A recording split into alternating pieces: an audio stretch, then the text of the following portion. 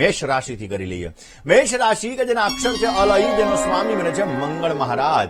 મેષ રાશિવાળા જાતકો માટે આજના દિવસની અંદર સ્વાસ્થ્ય બાબતે સાચવીને કામ કરવું તમારે બહુ જ જરૂરી રહેશે. આજના દિવસની અંદર મેષ રાશિવાળા જાતકોને ખોટા નિર્ણયો નુકસાન કરાવી શકશે. નાણાકીય વ્યવહારની અંદર થોડુંક સાચવીને કામ કરજો, નહીતર સમસ્યા સર્જાતી જણાશે.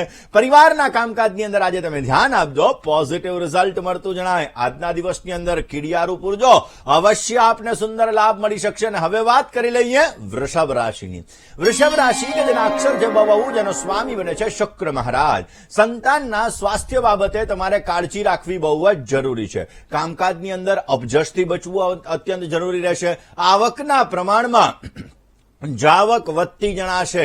કોઈ પણ કામકાજની અંદર આજે તમે બંધાયેલા રહેશો. આજના દિવસની અંદર તમારે પોઝિટિવ રિઝલ્ટ જોઈએ છીએ, સારો ફાયદો જોઈએ છીએ. તો કોઈ ગરીબ વ્યક્તિ હોય, નિર્ધન વ્યક્તિ હોય, આવા વ્યક્તિને તમારી શક્તિ મુજબનું દાન કરજો, અવશ્ય આપને પોઝિટિવ રિઝલ્ટ મળતું જણાશે. દર્શક, પહેલા મિથુન રાશિની કરીએ.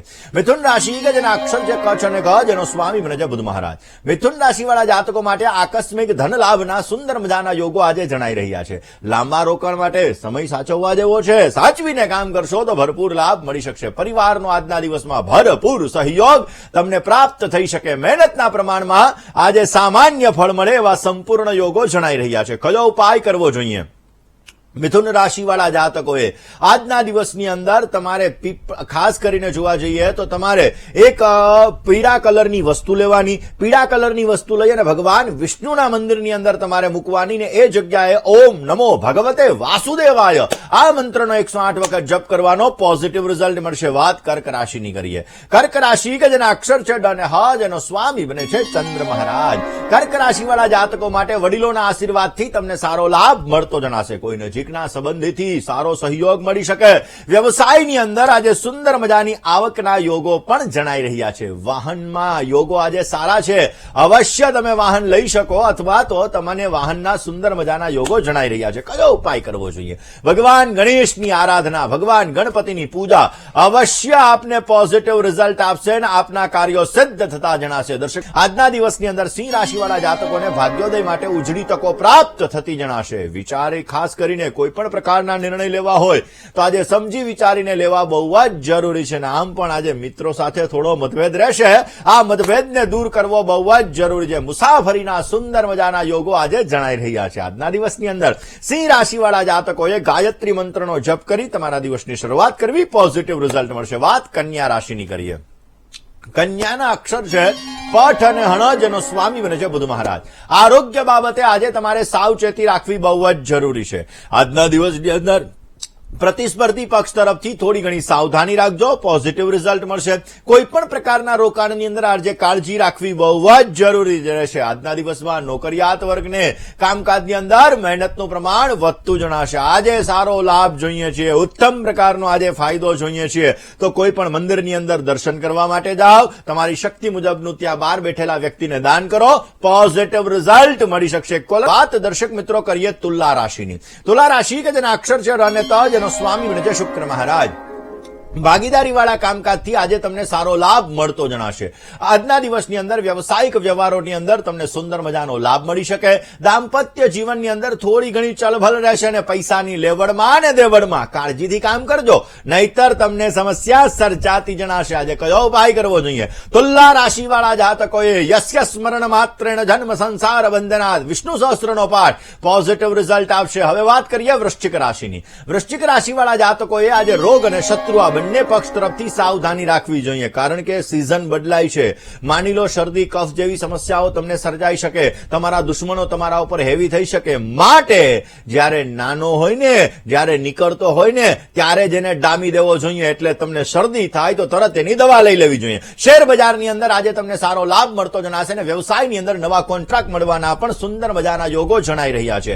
આજના દિવસમાં યાત્રા પ્રવાસના સારા યોગો છે. અવશ્ય પોઝિટિવ રિઝલ્ટ તમને મળી શકશે. કયો ઉપાય કરવો જોઈએ? વૃશ્ચિક રાશિ વાળા જાતકોએ આજના દિવસની અંદર બની શકે ત્યાં સુધી ભગવાન ગણપતિની પૂજા, ભગવાન ગણપતિની ઉપાસના અવશ્ય આપને પોઝિટિવ રિઝલ્ટ આપી શકે એમ છે. દર્શક મિત્રો, કોલ ધન રાશિની કરીએ. ધનના અક્ષર છે ભ, ધ, ભ ને ઢ, જેનો સ્વામી બને છે ગુરુ મહારાજ.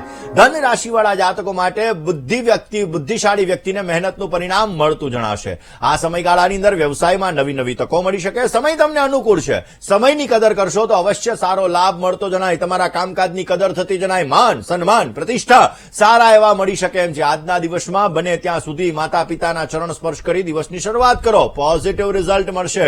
હવે વાત કરી લઈએ મકર રાશિની. મકર રાશિ કે જેના અક્ષર છે ખ અને જ, જેનો સ્વામી બને છે શનિ મહારાજ. માતાની સેવાથી તમને સારો લાભ મળતો જણાશે. પરિવાર સાથે પ્રેમ રહેતો જણાય. આજના દિવસની અંદર સારા કામકાજ માટે યાત્રાનું આયોજન થઈ શકે. યાત્રા તમારા માટે લાભદાયી રહેતી જણાય. આજે ખોટા ખર્ચમાં વધારો થઈ શકે એમ છે. આજના દિવસની અંદર મકર રાશિવાળા જાતકોએ બની શકે ત્યાં સુધી તમારા ઘરની અંદર સવાર અને સાંજ બંને સમય કપૂર અને લવિંગ પ્રજ્વલિત કરી અને હનુમાન ચાલીસાનો પાઠ કરજો. પોઝિટિવ રિઝલ્ટ મળી શકે એમ છે.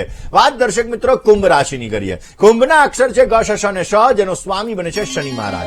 કુંભ રાશિવાળા જાતકો માટે ઘરના વડીલ વર્ગથી તમને ઉત્તમ પ્રકારનો લાભ મળી શકે એમ છે. સંપત્તિને લગતા કામકાજની અંદર તમને સહયોગ મળતો જણાય.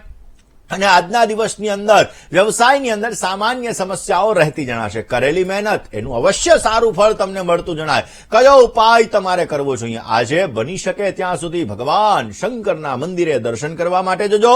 ભગવાન શિવની ઉપાસના કરજો. પોઝિટિવ રિઝલ્ટ મળશે. વાત મીન રાશિની કરીએ. મીનના અક્ષર છે દ, ચ, ઝ અને થ, જેનો સ્વામી બને છે ગુરુ મહારાજ. નાણાકીય સફળતા આજે તમને સારી એવી પ્રાપ્ત થતી જણાશે. પરિવારની અંદર મીન રાશિવાળા જાતકોને થોડું ઘણું તણાવ, ચિંતાનું વાતાવરણ રહેતું જણાશે. આજના દિવસમાં મીન રાશિવાળા જાતકોને નાના મોટા રોકાણની અંદર સારો લાભ મળે એવા સંપૂર્ણ યોગો જણાઈ રહ્યા છે. મીન રાશિવાળા જાતકોને જમીન મકાનને લગતા કામકાજની અંદર આજે સારો ફાયદો મળે એવા સંપૂર્ણ યોગો જણાઈ રહ્યા છે. આજે કયો ઉપાય કરવો જોઈએ? આજના દિવસની અંદર બને ત્યાં સુધી ભગવાન ગણપતિની આરાધના અવશ્ય કરો. ભગવાન ગણપતિની પૂજા કરો. ભગવાન ગણપતિની સેવા કરો. ગણપતિ મહારાજને ધ્રોકળ કહેતા, દુર્વા કહેતા ધરો અવશ્ય અર્પણ કરો. આપને પોઝિટિવ રિઝલ્ટ મળી શકશે. દર્શક મિત્રો,